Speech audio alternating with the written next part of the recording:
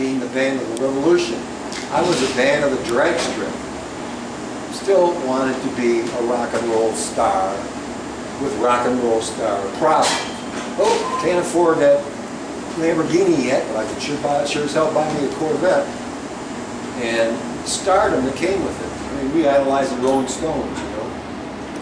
Beatles, the Who. They were making money. We wanted to make money, and if we were the biggest band in the world, great. If we were just liked, but sold records, which we did.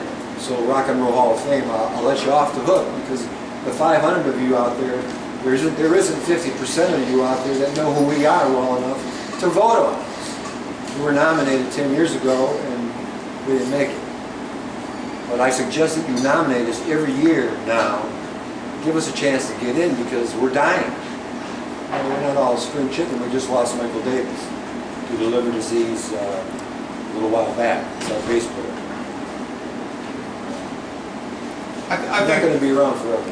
I think it's coming, because there's a lot of people they induct as influences that aren't nearly as well known as the MC5. Oh, I mean, don't get me started. I mean, it goes from A through Z, and you just start reading all these names. I don't want to trash a bunch of people. You start reading these names and you say, what the hell are they doing in the Rock and Roll Hall of Fame? That building belongs in Detroit. Detroit rocks. Come on, it belongs here. What's Cleveland? You know, it's like a baseball team's AAA ball club city for rock and roll. Detroit's where everybody was rock.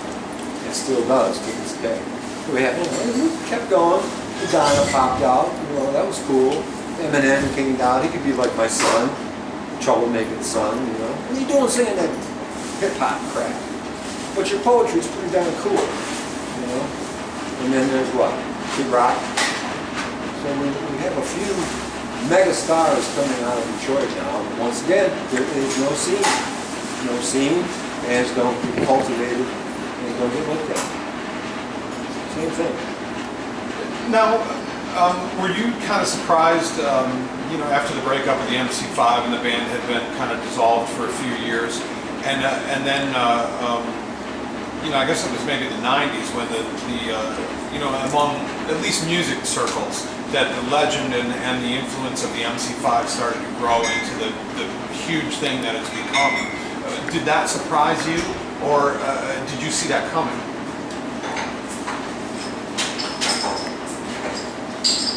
Didn't see the legend thing coming, no.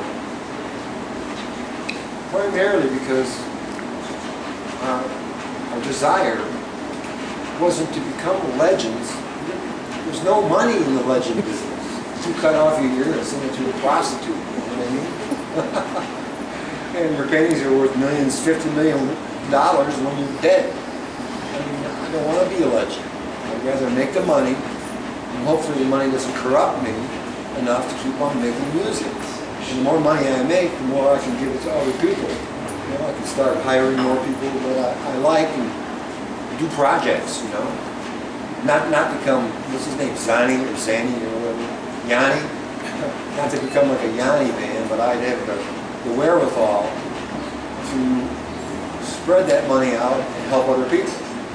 That's what I think people should do. If you make $1 billion, you shouldn't become power mad. Bill Gates, Jobs, I can go on. Warren Buffett, half the people in Washington, excuse me. Spread that money out. Use it. So there's nothing wrong with making money. And the legend business is not a money-making business. So no, I have no idea, none, that would be what we wound up as a highly influential, provocative, historical, legendary group that's been deified, mythified. No, hell no. We wanted to rock and, fill up all the stadiums, have our 2-year window or whatever, 3-year window, make money, and then do something else. That didn't happen. That's not reality.